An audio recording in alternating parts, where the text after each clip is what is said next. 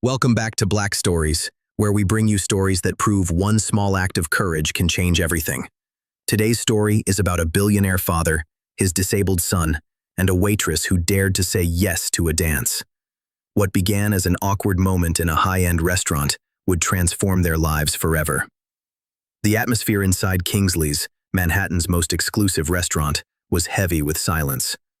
All eyes turned to the small boy struggling with leg braces. 10-year-old Lucas Montgomery, the son of billionaire Richard Montgomery, extended his trembling hand toward Diana Johnson, the restaurant's only black waitress. The piano's melody floated gently. Against the sharp protests of the manager, Lucas asked Diana to dance. Everyone expected her to ignore him. Instead, she smiled, removed her apron, and said, "I can't dance in an apron." Gasps filled the room as she held Lucas's hand and matched his clumsy steps, moving at his fragile pace. For the first time since his accident, Lucas wasn't being corrected. He was leading. Richard, the powerful billionaire, froze as a memory of his late wife whispering, "It's not about perfection, it's about connection," resurfaced. When Diana returned Lucas to the table, Richard stunned everyone by asking for her name and handing her his card. "My office, tomorrow, 10 a.m. The next morning, Diana walked into Montgomery Tower, intimidated but determined.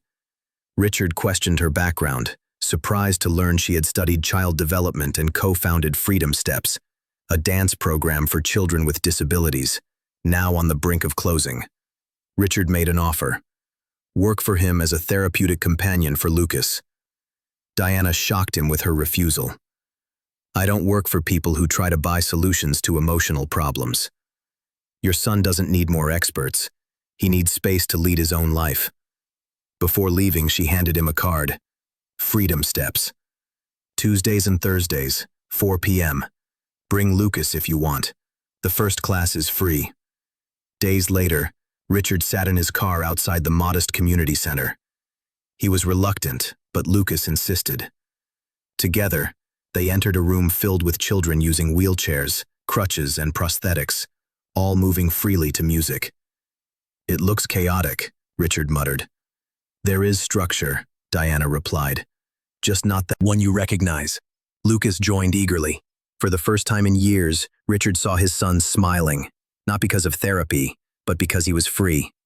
When reporters appeared to cover Freedom Steps' breakthrough methods, Richard felt manipulated.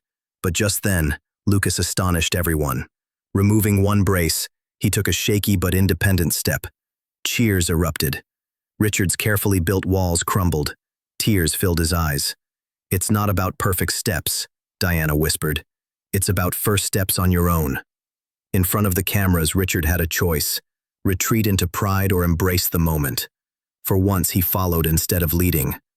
The Montgomery Foundation is proud to fully fund Freedom Steps for the next 5 years and build a permanent rehabilitation center, under Ms. Johnson's leadership, without corporate interference.